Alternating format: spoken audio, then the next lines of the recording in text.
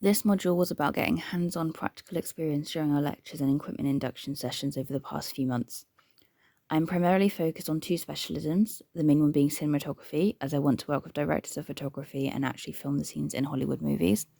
But I am also interested in the pre-production work such as organising and planning, though I am yet to choose a particular role in that field.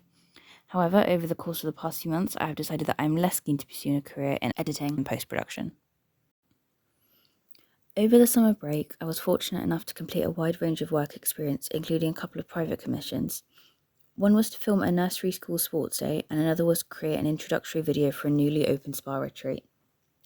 However, my main project was to work with a local dance school who was taking a troupe of 25 dancers, aged between 6 to 18, to perform on the cruise ship MCS Virtuosa. They had choreographed 4 shows to perform as part of the ship's entertainment program. My job was to film their rehearsals before the trip and create several promotional videos which could be posted on the cruise ship's social media to promote the show. I then travelled with the group on their cruise to the Norwegian fjords, filming all 4 of their live performances in order to create videos which would serve as lasting mementos for the dancers and their families. The holiday itself was amazing, with truly spectacular scenery, and being part of the team and filming the children was great fun.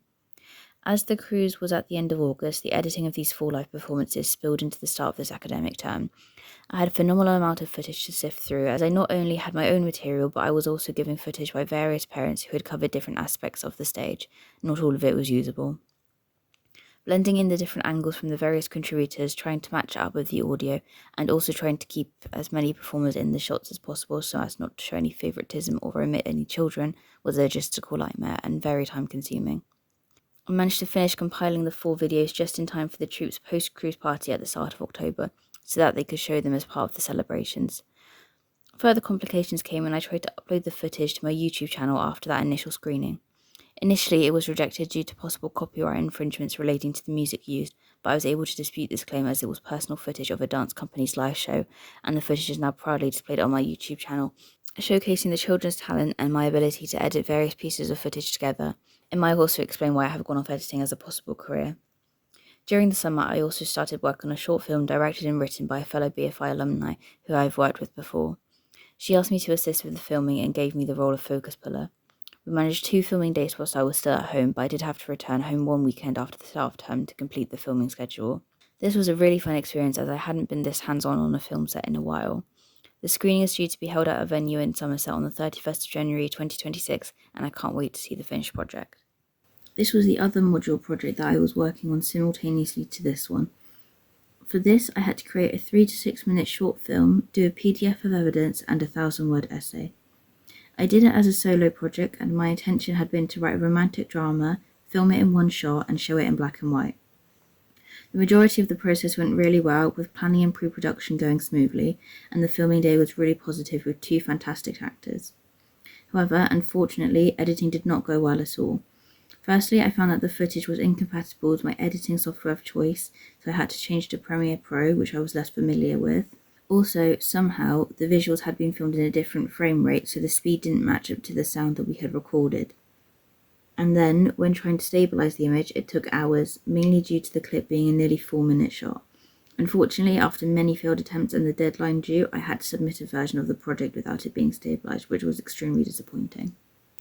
Having assisted with the Uni Open Days in an unofficial capacity at the end of Year 1, I applied to become an official subject-specific student ambassador in September.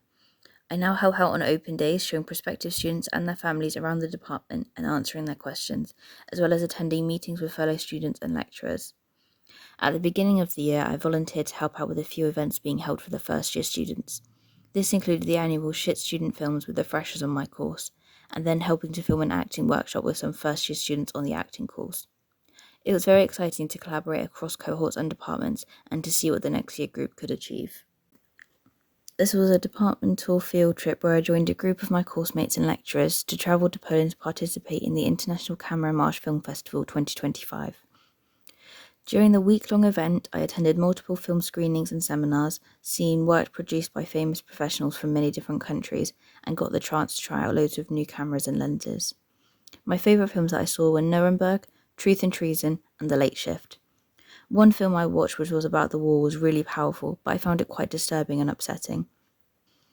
I attended a talk by a prominent cinematographer and was thrilled to learn that he had been inspired to get into this industry by the same cinematographer that had inspired me, Janusz Kaminski. As well as attending the festival, my friends and I took the opportunity to go out and see the local sites and do some nice touristy bits, including eating at our local restaurants, visiting shops, and my personal favourite, a visit to the local cat cafe.